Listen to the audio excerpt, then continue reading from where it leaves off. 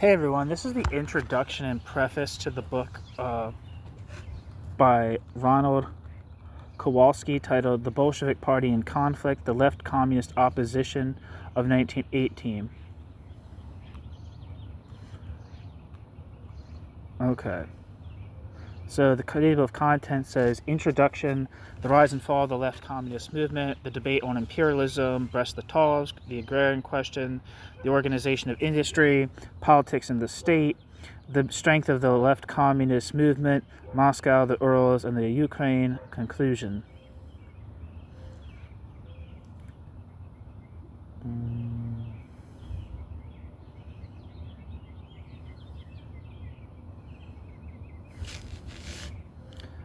I'm going to skip over the acknowledgements.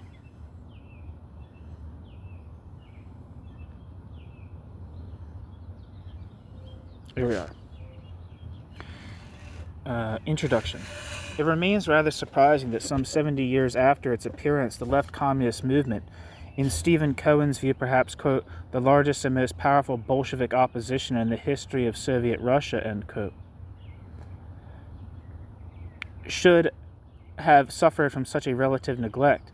In the West, admittedly, historians often have discussed the conflict within the party in the first half of 1918 between Lenin and his faction on the one hand and the left communists on the other. Sorry, I gotta take a second to duplicate this and find the endnotes. Goddamn endnotes. I fucking hate endnotes. Some people like them, I guess, but I do not. Footnote. See Stephen F. Cohen's Bukharin and the Bolshevik Revolution, a Political Biography. And footnote. In the West, admittedly, historians often have discussed the conflict within the party in the first half of 1918 between Lenin and his faction on the one hand and the left communists on the other, but invariably in the context of more general studies of the revolution, the party, or its leaders. Footnote. Among other studies, see R.V. Daniels, The Conscience of the Revolution, Communist Opposition in Soviet Russia. See B. Farnsworth, Alexandra Kollontai, Socialism, Feminism, and the Bolshevik Revolution, published in 1980, and Leonard Shapiro's The Origins of the Communist Autocracy, Political Opposition in the Soviet State, First Phase, 1917 to 1922, and Robert Service's book, The Bolshevik Party and Revolution, 1917 to 1923. End footnote. In consequence, our understanding of the left communist movement continues to be partial, lacking the breadth and depth of treatment that its importance seemingly warrants. For example, almost all that has been written about it has been confined to examining the conflict at the center within the leading echelons of the party. The nature of the movement at the regional and local levels has not been examined in any systematic way. Although general allegations that the Moscow region, the Urals, and Ukraine were bastions of left communism have received widespread currency.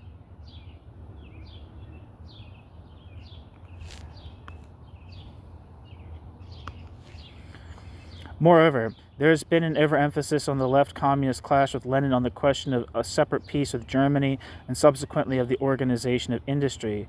This has occurred at the expense, certainly, of any sustained discussion of their bitter disagreements over agrarian policy, a remarkable omission given the significance of this issue in what was still a predominantly peasant society, and, to a lesser extent, their conflict concerning the structure of the revolutionary state. Despite the absence of an adequate study of the left communist movement itself, Western historiography has witnessed several bold attempts to provide a theoretical framework in which to situate not just left communism, but the various other factions which emerged in the Bolshevik Party before the iron heel of Stalinism descended upon it. In his pioneering work on communist opposition, Robert Daniels argued that by 1917, two distinct currents existed within the party, the quote Leninists and the quote leftists. The Leninists emphasizing, quote, power and, quote, revolutionary pragmatism, the latter, quote, principle and, quote, revolutionary idealism, end quote. Daniels continued, however, that it was rather misleading to attempt to differentiate them solely by reference to traditional distinctions between the political right and left on a, quote, simple unilinear scale, end quote. Both factions, after all, were clearly on the left of such a scale, inasmuch as they both aspired to radical, nay revolutionary, political, social, and economic change. To understand the distinction between them, he suggested that it was necessary to refer to another scale, measuring degrees of hardness and softness. The, quote, Leninists, he contends, were, quote, hard, in the sense of being, quote, the most aggressively power-conscious and tough-minded people, end quote, Daniels. The, quote, leftists, on the other hand, were located on the soft side of the scale, albeit divided into two groups. The, quote, ultra-left, such as the workers' opposition and even the democratic centralists, the more, quote, more utopian and emotionally democratic, end quote, of them, and the, quote, moderate left, end quote, Leon Trotsky and his supporters, quote, less carried away by enthusiasm and more prepared to resort to force, end quote. Daniels appears to be uncertain on which side of this scale to locate the left communist movement itself, assigning it to the midpoint of his hard-soft axis.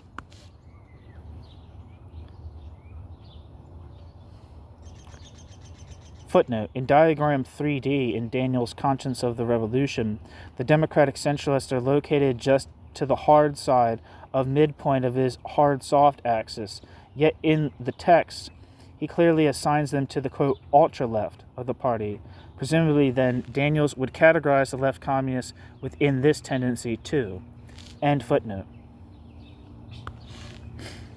While recognizing Daniels', quote, important contribution to the understanding of early Bolshevik thought, end quote, more recently, James McClelland has argued that his model has tended to obscure the fact that, quote, there were two Bolshevik positions which were equally leftist, idealistic and bold, but which were diametrically opposed to each other in the content of their programs as well as their methods, end quote. Footnote: see J.C. McClelland, Utopianism versus Revolutionary Heroism in Bolshevik Policy, The Proletarian Culture Debate, published in Slavic Review, 1980. End footnote. McClelland submits that both leftist currents envisaged radical socio-economic transformation, leading to similar, quote, anticipated utopias, end quote, yet differed fundamentally, quote, in the routes they proposed to travel in order to reach them, end quote. One current, the utopian, quote, argued for an immediate and drastic change in the existing culture and social structure on the premise that socialism could be built only after the masses, through widespread autonomy and crash educational and cultural programs, had acquired a truly proletarian class consciousness, end quote. The other, quote, revolutionary heroic, end quote, current, quote, maintained that ... a massive buildup of the economy, rather than the psychological transformation of the masses, was the most urgent requisite for the construction of socialism, end quote. McClelland. In other words, the utopian left gave priority to, quote, proletarian cultural revolution, end quote, as the essential prerequisite for the construction of socialism, while the, quote, revolutionary heroic, end quote, left emphasized the prime necessity of industrialization per se. Footnote: see J.C. McClelland, The Utopian and the Heroic, Divergent Paths to the Communist Educational Ideal, published in A. Gleason et al.'s edited volume, Bolshevik Culture, Experiment and Order in the Russian Revolution. End footnote. McClelland does not attempt to apply his model to the left communist movement itself, alleging that the distinction between these two leftist currents only crystallized fully during the Civil War. McClelland's conclusion seems to be confirmed by Thomas Remington, whose own analysis of the phenomenon of leftism within the Bolshevik Party echoes that of McClelland. Remington also divides the left into two currents, the, quote, technocratic, end quote, which stress the need for the, quote, scientifically planned transformation of society, end quote, even at the expense of workers' democracy, if socialism was to be built, and the, quote, democratic, which continued to defend the, quote, popular participation, end quote, of the workers in government and economic administration as the most vital precondition of socialist construction. Footnote: see T.F. Remington's book, Building Socialism in Bolshevik Russia, Ideology and Industrial Organization, 1917 to 1921, end footnote. The left communist, he contended, quote, advanced both themes, end quote. In the first half of 1918, subsequently the left split into distinct factions, with the democratic centralists, the military opposition, and the workers' opposition continuing to defend, quote, democratic values, end quote, against, quote, the progressive centralization of power, end quote, championed by the technocrats. The strength of these interpretations lies in their recognition that the left in the Bolshevik Party was not a monolithic tendency. Certainly, the leading protagonists of the left communist movement found themselves at odds in the years after 1918, occupying divergent and often shifting positions during the Civil War. For example, Nikolai Bukharin, while not abandoning his commitment to cultural revolution, gave staunch support to Trotsky, the symbolic leader of the, quote, revolutionary heroic, end quote, tradition, quote, in defending the need for the mobilization of labor and the, quote, statification, end quote, of trade unions, end quote.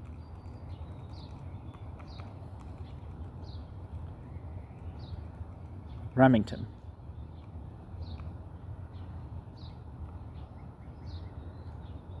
Therefore, he, quote, decisively parted company with the principles of revolutionary heroism, end quote, and moved to the right of the party, where he became the principal advocate of, quote, much more pragmatic, cautious, and moderate policies, ... which found their fullest embodiment in the new economic policy, end quote.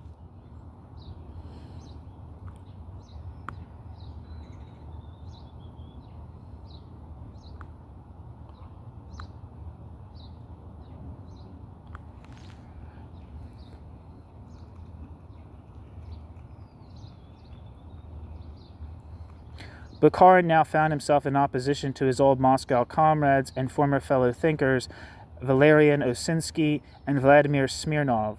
With Timofey Sopronov, they were the founders of the democratic centralist movement, which took up their anti-bureaucratic mantle of the left opposition, of the left communists. Thereafter, this troika itself split. After participating in the group of the, quote, 46 in 1923, Osinsky abandoned the left, only to appear on the right of the party at the end of the 1920s.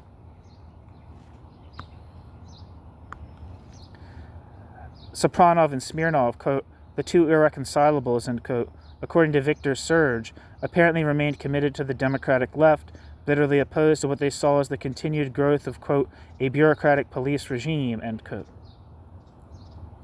Few, however, joined the workers' opposition, which defended, quote, proletarian consciousness, ... as the driving force in the establishment of the economic foundations of communism, end quote. The most prominent exception was Alexandra Kollontai, though rather ironically, her then partner and co-leader was Alexander Shliapnikov, himself a critic of untrammeled workers' democracy, in 1918.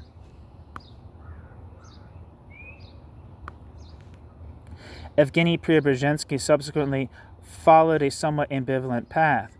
While continuing to defend, quote, freedom of party criticism and conciliation of opposition, end quote, during the Civil War, Preobrazhensky did gravitate to the, quote, revolutionary heroic, end quote, or technocratic wing of the left opposition, continuing for much of the 1920s to argue for greater intra-party democracy. At the same time,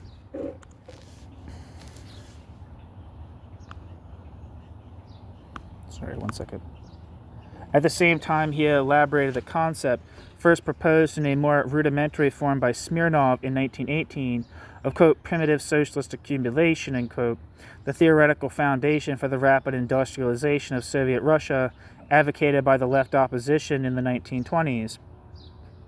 Indeed, Preobrazhensky forsook the opposition in 1928 when Stalin effectively abandoned the gradualism of the new economic policy in favor of a, quote, revolutionary heroic, end quote, campaign for the rapid industrialization of the country.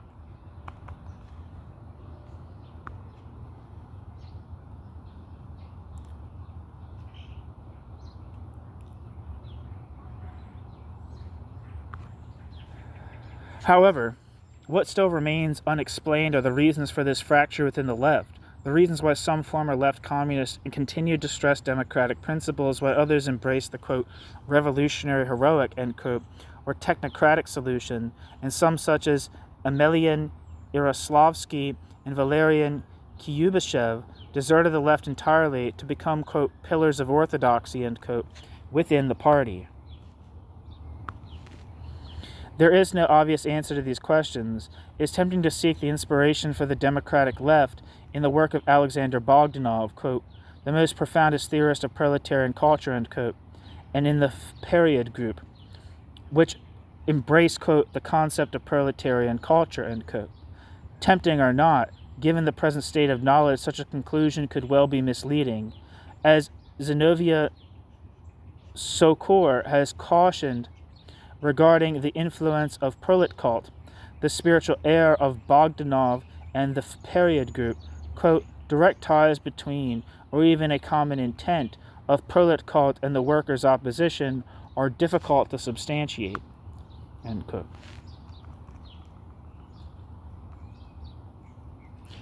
Footnote, see Z.A. Zohor, or Zochor, Sochor's book, Revolution and Culture, the Bogdanov-Lenin Controversy, published in 1988.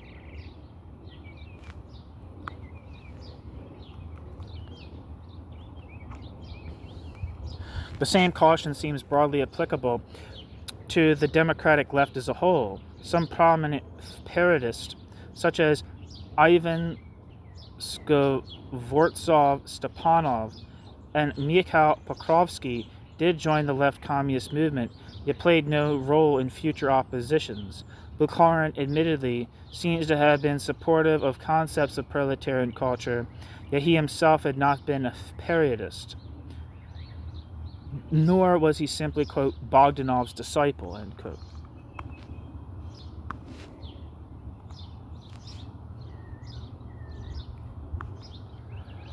Osinski, Sopranov, and Smirnov had no obvious connections with Bogdanov or period. And in fact, Osinski, while agreeing with Bogdanov and the Otzovists in demanding the recall of the Bolshevik deputies from the State Duma, denied that he had ever been a Bogdanovist. Kollontai herself had lectured at the party school in Bologna, set up by the period group, and according to one of her recent biographers, Barbara Clements, her ideas on proletarian ideology were informed by those of Bogdanov. Yet Alexei Gostev, for a time in the vanguard of the prolet cult movement, became a champion of the, quote, technocratic, end quote, left. Only a detailed and exhaustive study of the left opposition after 1918, perhaps a prosopographic analysis, may allow us to arrive at a fuller understanding of why the left fractured. Such a task, however, lies beyond the scope of this particular work. Soviet historiography, unsurprisingly, has endowed us with a considerably less subtle analysis of the various intra-party oppositions. Yet with respect to the left communist movement itself, it has done somewhat better, providing 2 useful monographs and a number of more limited studies, which still managed to throw much light on the support that it enjoyed at the regional and local levels. The first major Soviet study, that of Vladimir Sorin, a former left communist himself, appeared in 1925, not itself a product of, quote, the Stalin School of Falsification, end quote. Nevertheless, it must be seen in the context of the intra-party struggle of the mid-1920s. As Sorin confessed in his preface, his primary objective was not to provide an exhaustive history of the movement per se.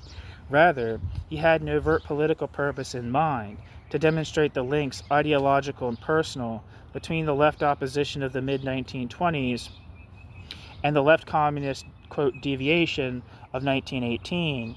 While self-professedly Leninist in spirit, Sorin's interpretation, compared to subsequent accounts, was remarkably free of vilification. Conceding that the left communists were genuine Marxist revolutionaries, Sorin explains their opposition on 2 main grounds. First, their analysis, a mistaken analysis according to Sorin, of imperialism led them to exaggerate the prospects for immediate socialist revolution across Europe, and, in turn, this conditioned their rejection of a separate peace with Germany as unnecessary. Second, they were allegedly influenced by the aspirations of the petty bourgeoisie, that is, the peasants of the left social revolutionaries, left SRs, their intellectual leaders. Their influence is said to have driven the left communists in the direction, on the one hand, of patriotism, viz. Their opposition to peace on German terms, and on the other, of a typical petty bourgeois form of, quote, ultra-revolutionism, end quote, which prevented them from realizing the necessity of retreat, both at home and abroad, in the first half of 1918, when radically changed circumstances no longer favored the advance of the revolution.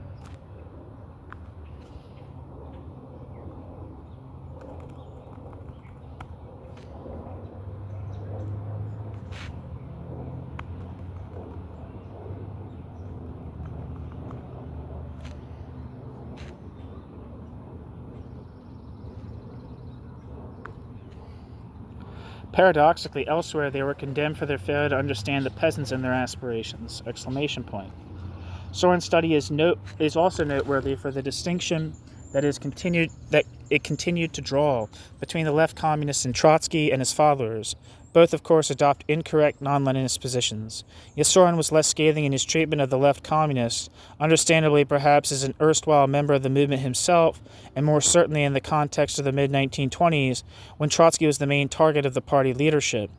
For Soren, the left communists at least consistently defended a clear-cut policy in favor of revolutionary war. Trotsky, on the other hand, while correct in dragging out the negotiations at Brest-Litovsk as a propaganda device to mobilize the European proletariat, had wrought great harm by advocating the ultimately groundless policy of, quote, no war, no peace, end quote. This attempt to find a third way between peace or revolutionary war simply confused and prolonged the debate within the party and allowed the Germans to impose more draconian terms on Soviet Russia. The willful falsification of the history of the left communist movement that followed in the 1930s is quite familiar, having been ably charted by Daniels and Leonard Shapiro. The distinction between the left communists and Trotsky that Soren had emphasized became elided in the history of the party written in 1931 by another former left communist, Andrei Bubnov. In the 1933 edition of his work on party history, Yaroslavsky distorted the picture even more wildly, alleging that left communism was nothing but a petty bourgeois phenomenon encompassing the unlikely combination of anarchist, Menshevik, Trotskyist, and anarcho-syndicalist ideas, which had typified all subsequent, quote, anti-party groups, end quote.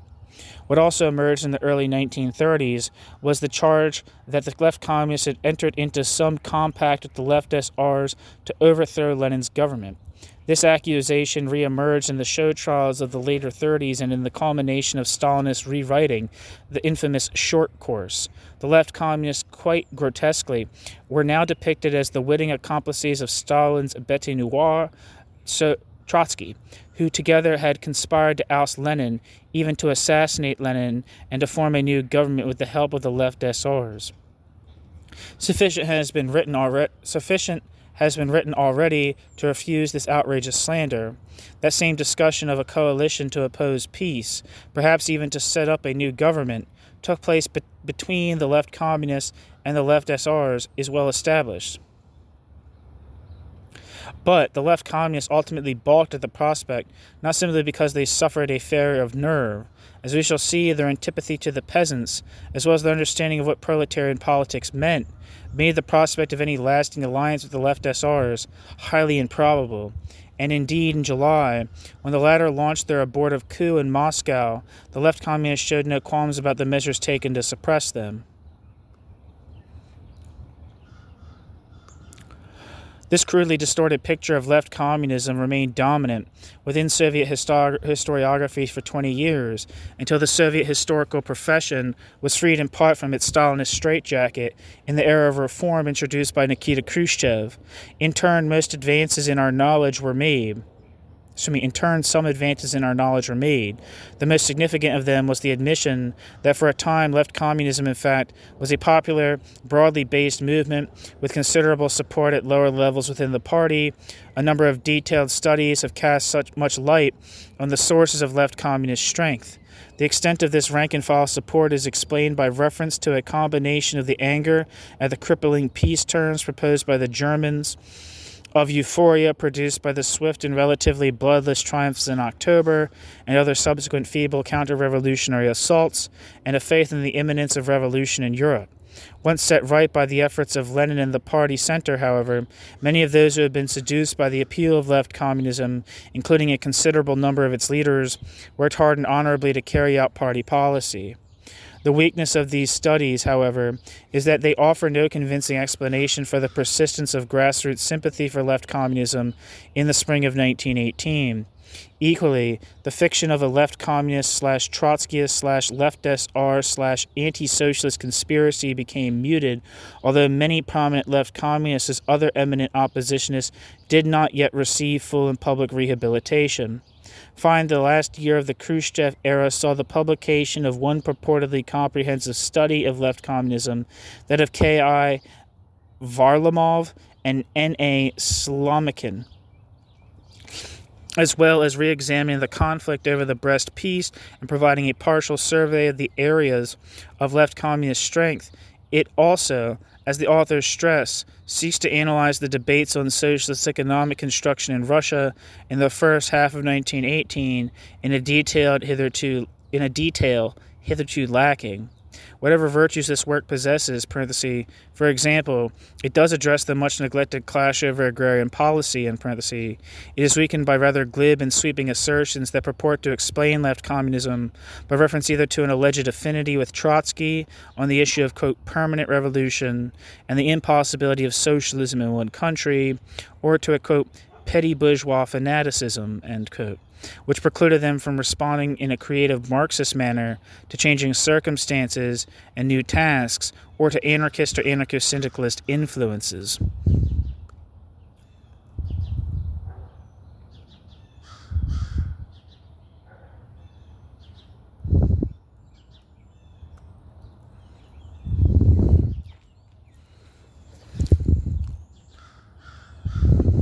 One second, I'm looking at the footnotes to see if there's anything worth reading here. No, it's all in Russian.